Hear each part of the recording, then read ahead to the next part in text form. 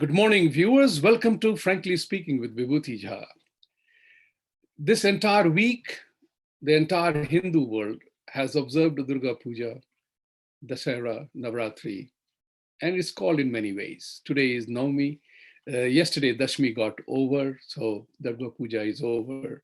Let's pray and hope with ardent desire that we arise and awaken to the threat posed by our enemies, the evil that wants to destroy us.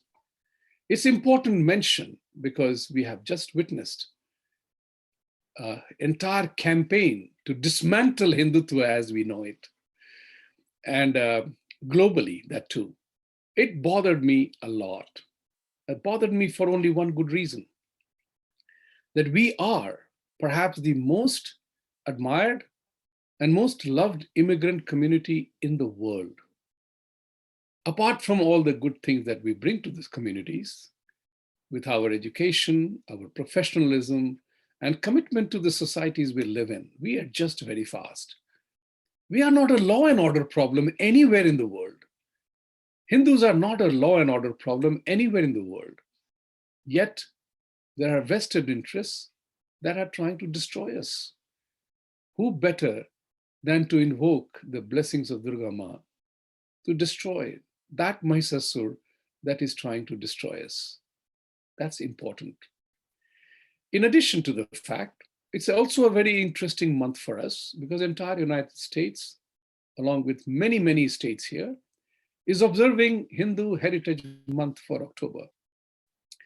And that is very important because on one hand, when vested interests are trying to malign us as idol worshippers, as a polytheistic religion, without knowing us, without understanding us, we are observing this month as a Hindu Heritage Month. And believe it or not, I definitely believe that we as a community, as a communion, as the people, have a lot to offer to the world around us. The world needs our practices to be relevant for the rest of the humanity, be it climate change, be it women's equality, be it any issue. The Sanatan practice is alive and it will live forever because it is eternal. The only question is how best we take the message forward. And I'm reminded of Swami Vivekananda's Avahan, call to all Hindus, arise, awaken and assert, to which I have added one more, and that is Vibhuti Jha's fourth A, is act. Because if we don't act, why would anybody on our behalf? Plus, United States looks to be a very different country than it was just 9 or 10 or a year ago, 9, 10 months or a year ago. It is important to bear in mind as to what's happening here. Something has gone off the rockers. To discuss all these issues, I have great pleasure in welcoming back a very good commentator and observer of issues around us, and a brutally frank guy. And I like it because truth needs to be told. Truth needs to be heard. And who else better to tell that than a doctor for whom diseases have no religion, for whom the truth is to be attended to. A disease has to be cured. Welcome, Dr. Dipak Nandi. Thank you very much. So shoot away, my friend, wherever you want to take off from. So, Avahan of Vivekananda or the Durga Puja and Dasara that we observed. I want you to start from invoking the message of Durga Ma, Dasara, the way it is. Go ahead.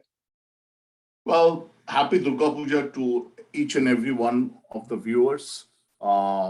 This is a very auspicious week for us. This is the week where Ma Durga comes down to earth and slays the demons. So, and it is the chance to reflect and to kill the demons within us. Lately, Hindutva has taken an assault all over the world with all kind of misallegations recently, I just read in the New York Times 3 days back a huge article about how Prime Minister Modi is basically asserting Hindutva throughout the nation. And I beg to differ and beg to state clearly that Prime Minister Modi is basically making sure that the nation follows a secular path and not a path biased for any minority group as such. And Prime Minister Modi's, the article, which is a two-page article, details incidents which has nothing to do with Prime Minister Modi. And it was a very sad read. And it was a timely call from on your side to call me for this meeting. With a lot of pain and agony, I feel that the media, the left-wing media, has been trying to show that our Prime Minister is on a wrong path. The Prime Minister who has never worried about himself, who has only worried about the best interest of the nation, is working on the different issues at this point. You are right. I mean, New York Times and as we popularly call it, left liberal, left liberal media, is definitely attacking India in the name of nationalism. And, sometimes we have to reflect on it. It didn't arise in India overnight. There has to be a cause that this particular thing has arisen in India. So even whether Mr. Modi is responsible for it, I do not know that. But I do know that even mild people like me, who are, and most of the Hindus are very liberal and conservative in that sense, I'm angry at the way the Western media, left liberal media, depicts people like us as if we are the evil, as if we are, destroying the world. Reality is the other way around. The vested interest of certain religious groups, the way they are serving the community these days, they are the ones who are destroying the world, not us. Our principles save the world. So nationalism, if in India it has arisen, I begun to have a thought that perhaps it is the right thing. According to Swami Vivekananda's thing, that we have begun to assert ourselves. Because when you read all the canard that is published in New York Times and Washington Post by paid journalists who are paid $750 or $100,000 to write an anti-India article, I'm told that if you and I choose to write an article against Modi and India, they will pay us money for that. So there, when I begun to realize that no, we are not that bad. We are not that what these people are talking about us. Incidents apart. Incidents apart. If there are incidents to be taken and quoted, there are many incidents and events that in America makes you wonder, is this the true country that we are living in? And one of the examples happened in Virginia. In Virginia, in which a student went dressed as in a skirt and sodomized and raped a 14-year-old girl, and her father was being victimized as if this thing never happened. So we are not talking about that, Dipak. What I'm talking about is the fact that how does this nationalism thing become evil? Why is it wrong? Why can't it be the way it ought to be? That yes, we are arising, we are asserting ourselves, and we are wanting to have a legitimate place in the communities that we live in. Dipak, I'm talking to you. Yeah, no. Something was distracting you, whatever. Yeah, no, I'm listening fully. So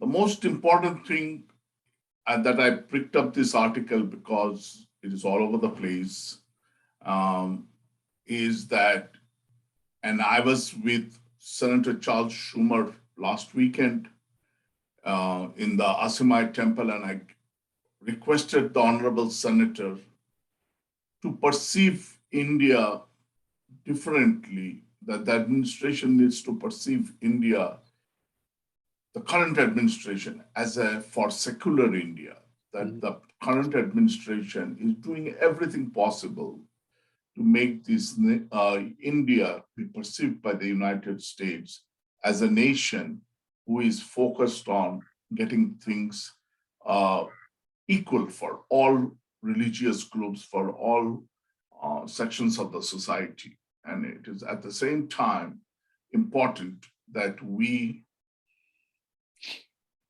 understand that what else you just mentioned about the Virginia incident.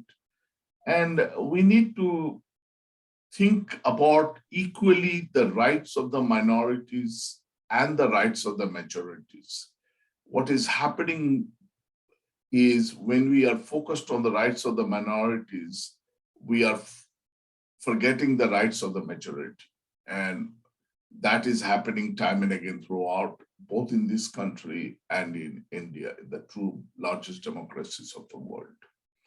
And both the rights are equally important. And that has to be perceived. Yes, the famous word called the tyranny of minorities. Like we are trying to appease the vote bank game, and that becomes a very important part. What bothers me in America is the current level of wokeism is such that I'm right in every sense and you are wrong in every sense if you don't agree with me. There is no dialogue anymore. It is actually my way or highway kind of an attitude. And that makes me think about America today. A few days ago, I heard President Biden say something, the supply chain crisis that is happening in the US right now, and the food prices have gone up so much. Gas prices have gone up so much. We know that. Unfortunately for Democratic Party, they can't blame Trump for that anymore because it's all they're making. Who to blame now, right? So you can see that President Biden's ratings are falling like hard rock. At the same time, it's not good for the country. It's not good for you and I. We may be able to afford even things go expensive, but the reality is people are not liking it. A tax has been imposed through price hike. It bothered me that soon as he came to power, he shut down the supply lines of all the oil and gas, and now we are importing. So from a country that was energy sufficient, energy independent, has suddenly become energy reliant, dependent on varieties of forces. So there's something wrong with the policy making.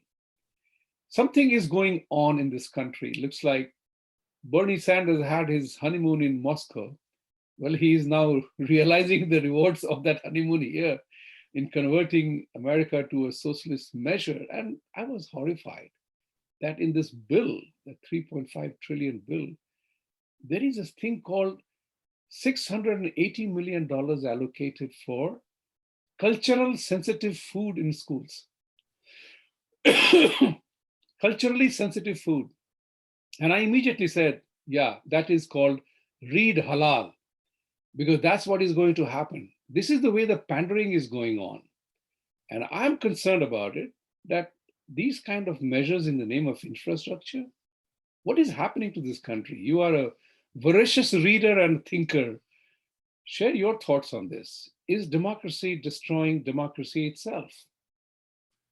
So, Lord Buddha said it best almost 3,000 years back, that the middle path is the only path.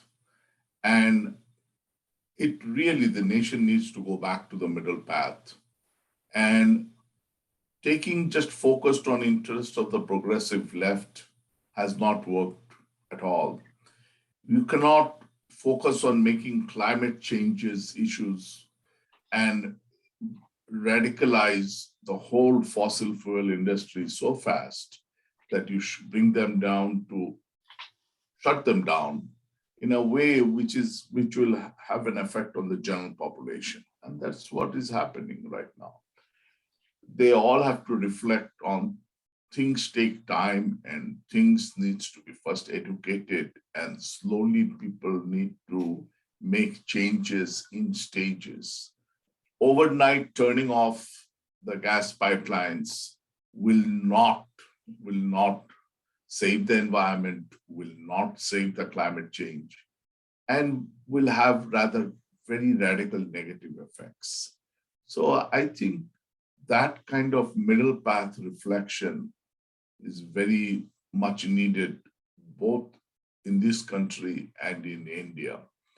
We need to slowly become aware of the climate changes, the environmental issues, and slowly make baby steps and crawl before we start running. And that is what is happening.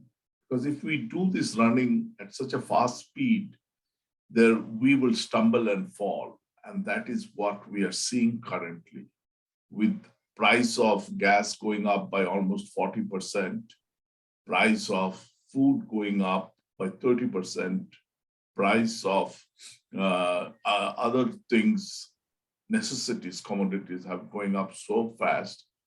Ordinary people will suffer. A lot of people will not be able to hit the home this coming week, winter, and people will die. So people need to become totally conscious of this, that we need to reflect and make very slow steps and crawl before we run. And that's what's happening here. I mean, you are absolutely right that you don't make change overnight. Correct. Or if you want to make that change overnight, what precipitates that crisis? Because it will lead to different kind of an upsetting of the rhythm of the whole thing. But it's fascinating to know that how politicians push their agenda one way or the other. And as the saying goes, Deepak, the academicians may have many names for government structures. Call it monarchy, communism, socialism, and democracy. But as a famous thinker said, but despite all that nomenclatures, there are always only one. The world has always been ruled by a small group of people with cunning, strength, deception, and drive to take the reins of power. Who is controlling the power mechanism in this country today? I mean, it is absolutely baffling, like what the pharmaceutical companies are doing. Children are to be, there was a time when people said children did not need the virus vaccines, they were immune.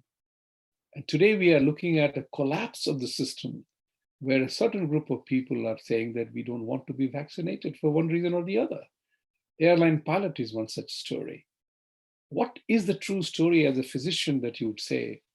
I mean, I totally understand the need for vaccination, for protection. There is flu vaccine, there is varieties of vaccines available. That freedom argument which the right wing brings about, how justified is that?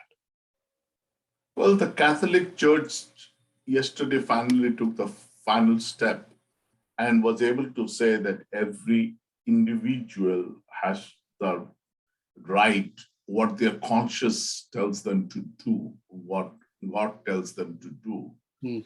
And I think that needs to be respected. We have always respected the right of a Jehovah's Witness. When we took care of them, they do not allow blood transfusions. So even if they were dying in front of your eyes for the need of blood, because they refused blood transfusion, we never did transfusion to the Jehovah's Witness. So this nation where individualism always survived has to be respected. It is the individual spirit, like in New Hampshire, it says, live free or die. And once you take away that zest, then you're basically doing what the Russians did in the 40s, the story of Dr. Zhivago, where communism spread overnight. And in order for that not to happen, individual liberty, individual freedom, and individual territory has to be respected. And we cannot shove it down somebody's throat that you have to follow the way, your way or highway. I mean, think about 1,400 nurses, healthcare staff recently laid off from North Shore Hospital, North Shore Hospital system, not well. Now, these people worked through the whole COVID time. They went, when the vaccines were not there, they exposed them to the virus, and they did their best to save the patients. They did not run away from the battlefield. And now, after the vaccine has been given to majority of the population, you're telling them, if you don't take the vaccine in this limited amount of time, you're fired. And these are people who had sacrificed the whole of last year, 2020, by coming to the hospital and working their best. Right. That takes away the motivation for people to give their best for healthcare, to give their best for the patients, because people do not survive by bread alone. People survive by bread, by motivation, by ability to help other people. And those are many reasons why people go out, get up in every morning and go to work. And all of these things needs to be always factored in before radical decisions are made. Because one has to always remember, for every action, there is an equal and opposite reaction. And that is the law of physics. And that will always work in all systems in the world. Absolutely correct. In the management jargon, we always say that every trend has a counter trend. Okay. So it is just nothing else but borrowing the essential concept of physics into management context. So that's what is important. Every trend has a counter trend. If you impose certain, this is very important. You said something very nice, that people, dreams and aspirations and freedoms have to be respected. But to be the devil's advocate here, we know how dangerous this Wuhan virus is. So many people have died in America. We have crossed 700,000 number. We have crossed 700,000 number in the US alone. Should people think, like, you have taken vaccine and I have taken vaccine? We did it for our own protection, plus the possible infection in case of we having COVID and passing it on. So from the social responsibility point of view, should people take the vaccine for that one time? Again, I will recommend everybody to take the vaccine. I have not only taken my vaccine, I have taken my booster dosage. So as every family member, I will recommend. But at the same time, I will recommend that everybody's individual rights be respected. And we need to understand what an individual wants to do. And just because an individual does not want to be vaccinated, that does not make him a criminal. That does not make him a social outcast. There are many ways he can handle it, but because most of the time that person is exposing his life to danger and has minimal risk to the community per se. It will be his own life that he's putting out at danger. So one has to respect that the wishes that he has, and one has to see why a healthcare worker who has worked without deserting the battlefield through the heights of COVID in 2020, went to the hospital every day, exposed himself to the danger of the virus, went through helping patients, and why is he not taking it? Maybe we should counsel him, educate him, talk to him. But at the end of the day, individualism and individual rights have to be recognized and respected. That's all is my 2 cents. Absolutely correct. I mean, you and I have taken the vaccines and you have taken the booster. I'm due to take my booster, and we'll do that because, if it needs to protect my own life and my family's life, let's do that. But here is a very important point that has emerged out of this, and that is a very disturbing part. There are very occasional stories of people trying to find who did it, how did Wuhan virus happen? Unofficial and circumstantial evidences point out clearly that the experiment on human mice, as it is called, I did not know the word human mice earlier on, but it was an article that I read in which it said the experiment it is virtually a weapon. This Wuhan virus is a weapon. And the evidence points to the simple fact that this was not an accident. So what are the countries like us in the US or India or Europe or everywhere else doing to protect the world from such shenanigans not happening again? And what about assigning the blame where it belongs? At least we know the crime scene, as the saying goes. Who benefited from this crime, this entire thing? And it has to be evaluated from that point of view. So, if countries who do not believe in democratic practices and who only abuse the rule of law that exists in our societies, show me the evidence. Pakistan is still asked for evidence from India about 2611. I think that is a good enough reason for India to snap relations with Pakistan altogether. But that's not the topic of the day. What must the world do to collectively nab the killer?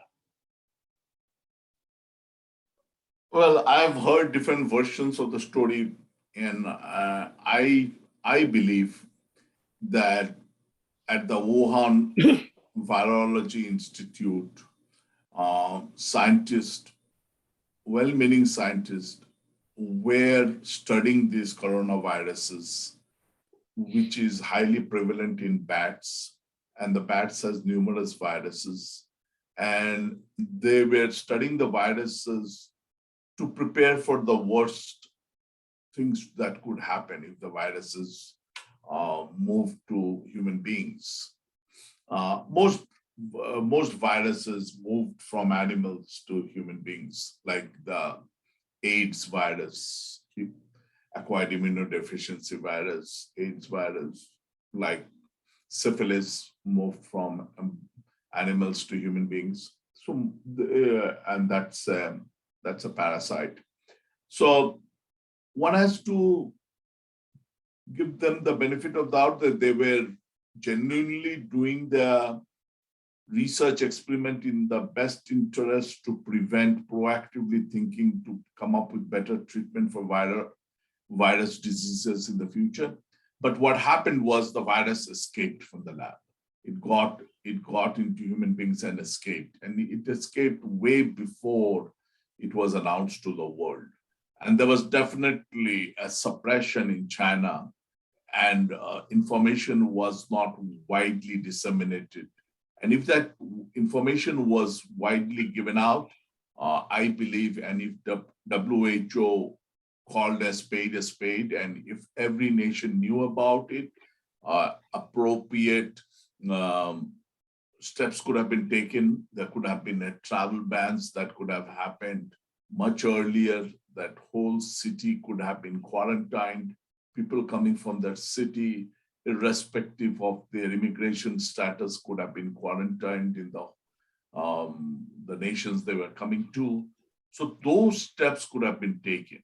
It is that lack of transparency, and it is that hiding of the fact and not saying to the world, oops, we made a mistake and this is what happened, or oops, then an accident happened, and not informing the whole world about it while they were taking internal steps to make sure the disease did not spread within China.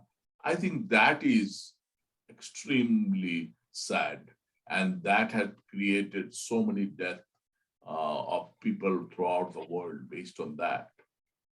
That is what I truly believe in, and I believe it is that suppression of fact, and those things happens in communist nations. Those things happen where journalists do not have the freedom to expose anything and everything because they're sent to jail and they're sentenced to death if they give out the information. It is it is therefore very sad that we did not do that. I agree. I agree because, apart from trillions of dollars vanishing from the market, apart from the upheaval that has happened in the world around us, in economy, in social life, and everywhere else, it has also brought about a very different threat to the world around us in the sense the way we live, the way we travel. You know, a lot of people are traveling, but they're under heavy protection, heavy care to be taken to fly, get the certificate before and after, and everything else is going on. It brings back to a very interesting thought that I had when I heard President Biden talk about, in his address regarding the supply chain crisis, and when President and said that be prepared not to have your Christmas gifts in Christmas. It's a very terrible, terrible scenario we have landed. An economy which is as powerful as America is talking about oil shortages and deaths and Christmas gifts not being given in a holiday season. How does the government survive? And that brought to the question, it took me back to a Harvard study in which they made a very important observation. And I'm reading that to you now. The democracy is deeply imperiled about how elected representatives gradually subvert the democratic process to increase their power.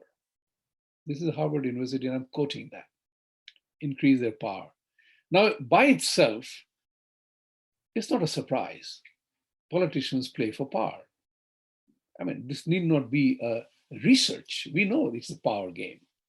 However, interestingly enough, Pew Research came up with their own report titled Concerns About Democracy in the Digital Age. And they said, it is all about empowering the more powerful. Corporate and government agendas generally do not serve democratic goals or achieve democratic outcomes. They serve the goals of those in power, and Silicon Valley was one such example. Pharmaceutical industry was another such example. And then I heard President talk about threatening the supply chain suppliers, private sector, that if you don't work 24/7 to make sure that these, I'm going to call you out. What's happening in this country? 90% of this economy in private sector. This country is a living example how individual enterprise and individual capacity to perform has taken the country fast forward everywhere else. Your thoughts? Well, these are very disturbing sound bites. The sound bites are not right. It seems like it has not been well thought through before they are verbalized. Um, I think it is essential for politicians to follow the laws of dharma first, and what Chanakya had described thousands of years back. For a politician or a king or a chief executive to survive, whether it is in a corporate world or whether it is in the best interest of nation, the laws of dharma always will survive. And the laws of dharma requires first think about the nation first. First think about the nation, then think about the party, and then at last think about yourself. For the nation to survive and the nation to be respected and the nation to provide leadership, it is important that the nation thrives best. A nation that thrives will make sure that everybody is working, everybody is given the right opportunity. No injustices are done to the minority or to the majority. For nation to survive with motivation to go ahead, the armed forces have to be respected, the common person has to be respected, the craftsman has to be respected. Such were the dictums of Chanakya, and that had led for India to have centuries of golden Gupta age and golden time in the history of India. The same thing is true even today. The president has to become consciously aware that the progressive left is not the majority. The progressive left is a very small minority. For him to be a president par excellence, he has to be equally conscious of the role of the majority. And the role of the majority and the welfare of the majority, be it the old grandmother who is going, how she is going to survive this cold winter without a 50% increase in energy cost is very important. And for him to be consciously aware that what all steps we need to take to make sure that the majority thrives along with the minority, and to have that action of thought is very important. I totally agree with you because, sound bites apart, sometimes the truth is undeniable. And, at the moment, I'm looking at this country going through a spin of its own for critical race theory. How critical is a critical race theory? Is it actually relevant? What is happening around that? The school's curriculums have changed. And people who do not agree with it are being pushed aside and ejected from the mainstream of the society here. There's something not okay. I'm fortunate that I don't have to go to school here. I'm fortunate that my children don't have to go to school here at this time. But even youngsters are just caving in. And that's a very important point to bear in mind, that history shows that the lives of the people are treated like leaves. And the history gives you the example of littered with corpses, those who forgot the simple truths and simple facts.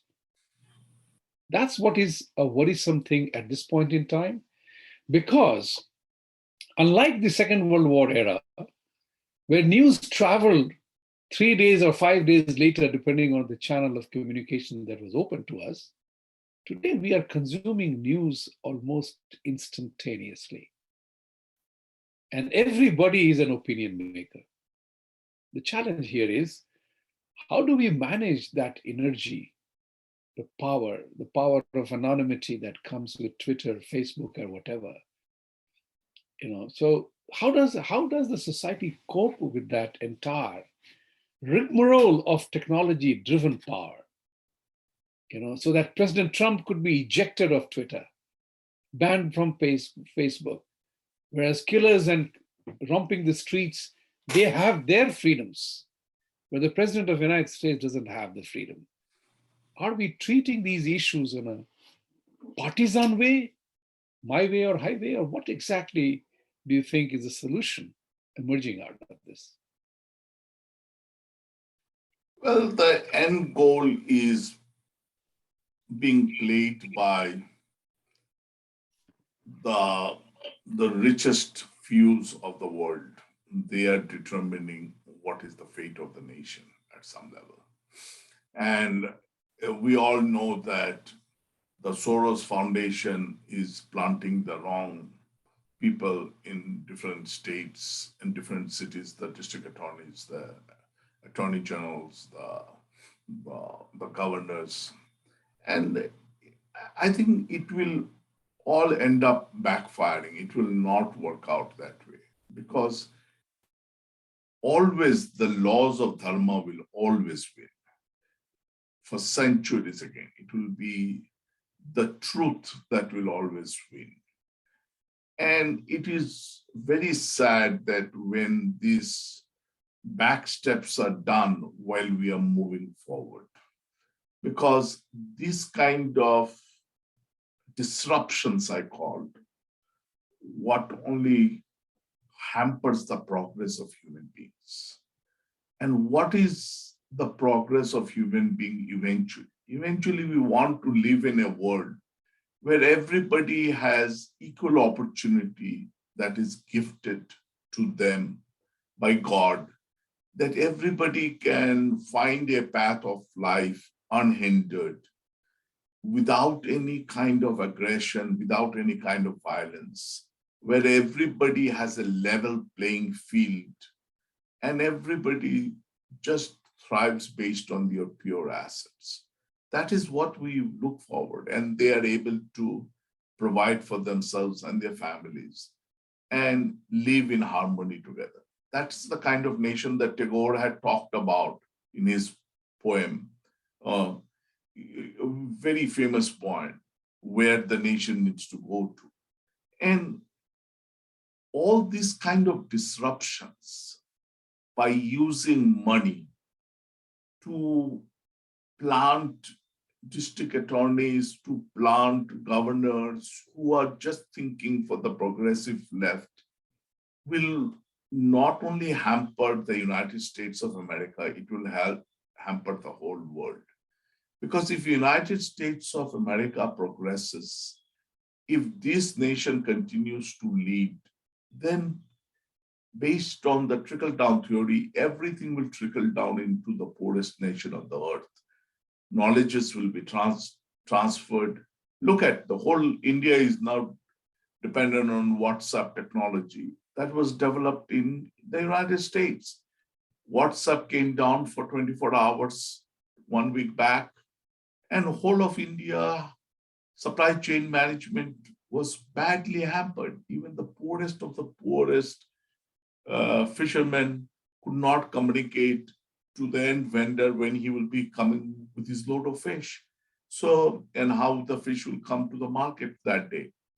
So it is very important for the United Nations, as the previous Pope had said, this is the paradise of the world. God had blessed it to be the paradise. Pope John Paul said that, and he said that with a lot of reverence.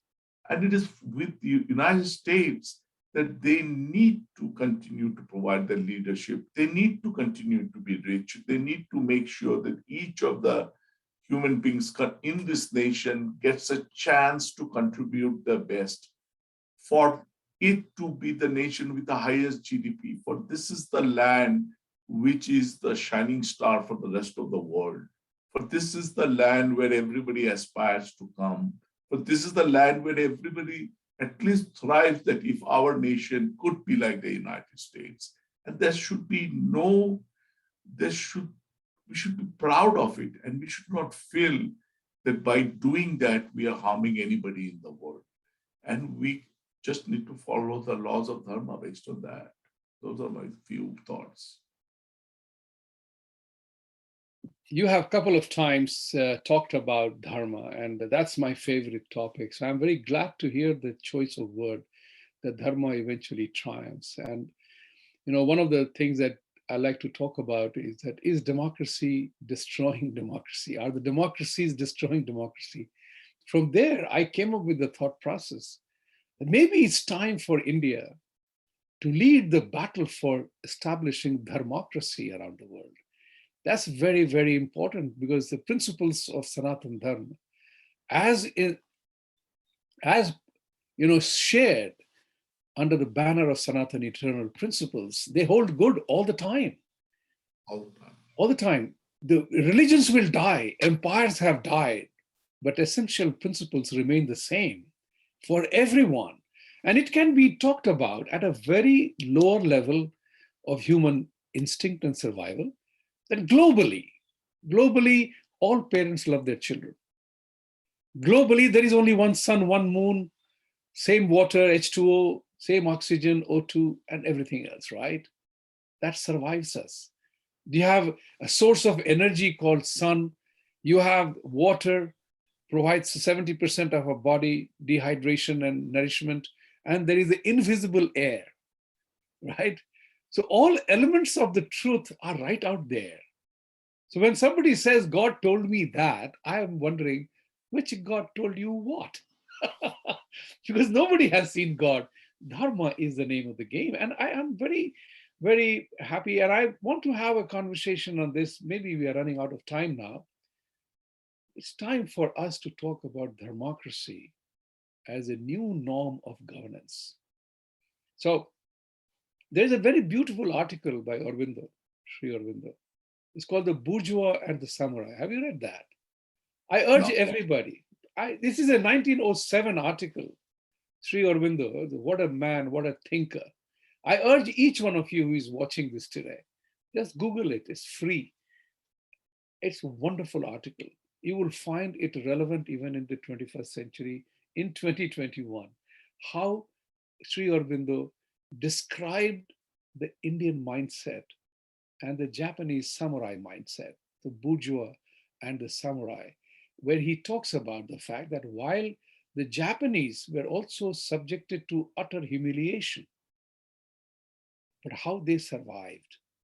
How they survived was they following the samurai principle, to take advantage of your opponent's strengths, to take advantage of the opponent's weakness. Whereas India became a bourgeois society, where they gave in to everything that was their good to the invaders' philosophy. It's a very powerful article. I would urge you to read, Dipak. You are a thinker and you're a fast reader. You will love this article, this paper, actually. So with these words, I want to end the show today because the time is up. As the saying goes, every good conversation must come to an end. And I'm very unabashed in saying that Deepak and I always have had a good conversation. I enjoy the conversation with him, primarily because we need to have the ability to think differently. We have to have the ability to reach out to the world. I said earlier, and I say it again, the world history teaches us that the world is littered with the corpses of men and women who forgot simple truths and simple facts. That's what we have to bear in mind. So with these words, I end the show today. Thank you very much for joining me here. See you next week. Have a great weekend. And thank you, Deepak, for joining us today.